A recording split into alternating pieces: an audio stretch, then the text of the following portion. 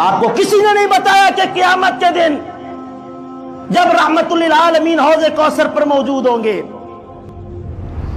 اور کچھ چہرے ایسے آئیں گے جنہیں حضور سمجھیں گے کہ یہ میری امت کے لوگ ہیں، انہیں پلانے کے لیے جب حضور جام کوثر آگے کریں گے، فرشتے آ کر روکیں گے اور حضور سے کہیں گے یا رسول اللہ آپ کو علم نہیں اس بات کا،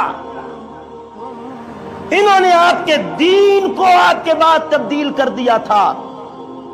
اللہ گواہ ہے میں ممبر رسول پر بیٹھا ہوں، رحمت للعالمین فرمائیں گے سوکن سوکن انہیں دور کرو، دفع کرو مجھ سے، لمن غیر بعدی دینا، جنہوں نے میرے بعد میرے دین کو تبدیل کر دیا۔ کتنے لوگ اس بات کو جانتے ہیں کہ اس 12 تاریخ کو 12 وفات کا دن کہا جاتا تھا؟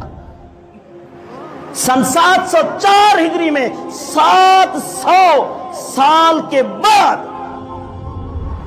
یہ ڈرامہ شروع ہوا جو ڈرامہ اب مچایا جا رہا ہے۔ اچھے خاصے پڑھے لکھے لوگ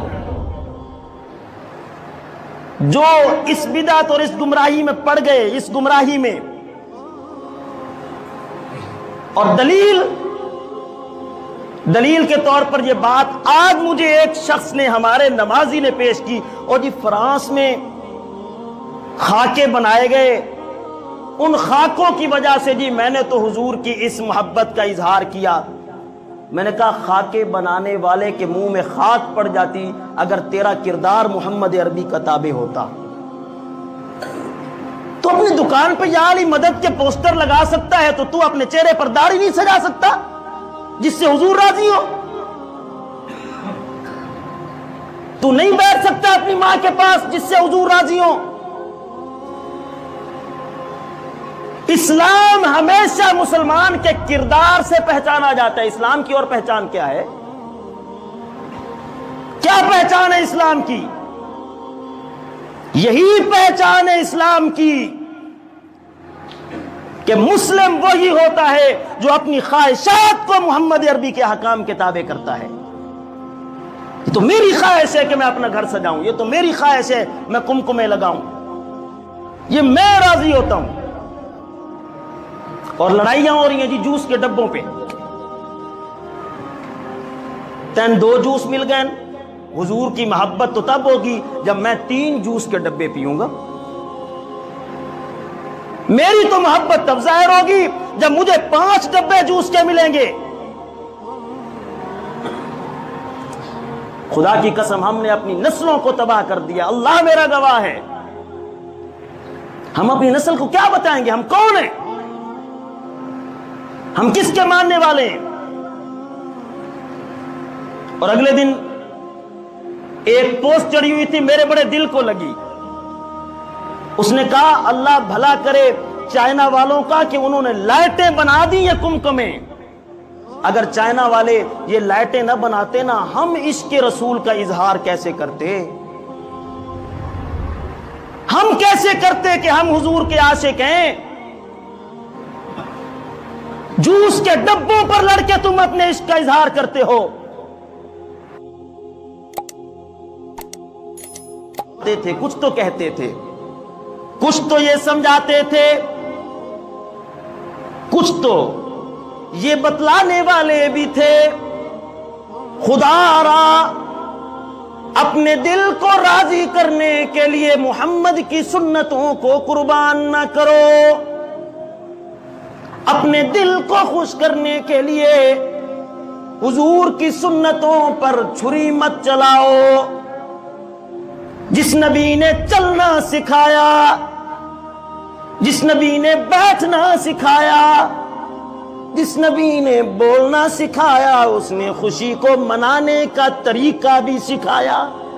اس نے بتایا کہ تمہاری خوشی کیسے ہونی چاہیے، تمہاری خوشی میں ڈک چل جانے چاہیے نبی جی آئی لو یو۔ اللہ اکبر، خدا کی قسم حیرانگی ہوتی ہے، نبی جی آئی لو یو، ہاں جی سونا آیا تے سج گئیاں گلیاں بازار۔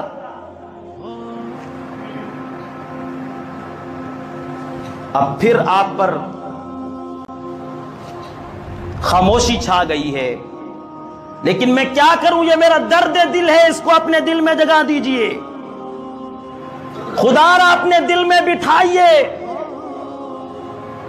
محبت ان چیزوں کی متقاضی نہیں، حضور کی محبت ساری زندگی اور سارا سال ماں کو ایک کٹھیا اور چارپائی دے کر گھر کے کونے میں رکھنے والا کیسے کہتا ہے کہ وہ محب رسول ہے؟ دوستوں میں بیٹھ کر ہزاروں روپے خرچ کرنے والا ایک ڈسپرین کی گولی اپنے باپ کو نہیں لے کر دیتا، مجھے بتائے وہ کیسا عاشق رسول ہے؟ جس کی ماں اس کے بچپن کی یادیں لے کر، اس کے پیار کے جذبات لے کر اس دنیا سے رخصت ہو گئی،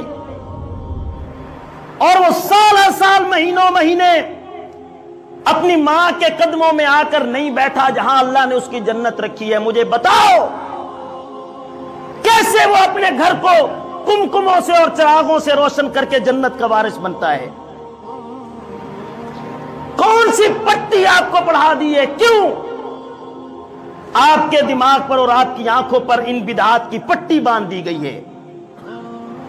کیوں نہیں آپ اس بات کو سمجھتے؟ کمکموں کا کیا تعلق ہے؟ چراغاں کرنے کا کیا تعلق ہے؟ ڈیک لگانے کا کیا تعلق ہے؟ جس نبی نے مسجد میں بیٹھ کر بلند آواز سے ذکر کرنے کو منع کیا کہ کسی کو تکلیف نہ ہو، تم گلیوں میں کون سے عشق رسول کے نعرے لگاتے پھرتے ہو؟ کون سے بازاروں میں تم عشق رسول کے دعوے کرتے پھرتے ہو؟ تم نے اپنے گھروں کو خود تباہ کیا، تم نے اپنی نسلوں کو خود سنت سے دور کیا۔ خدا کی قسم،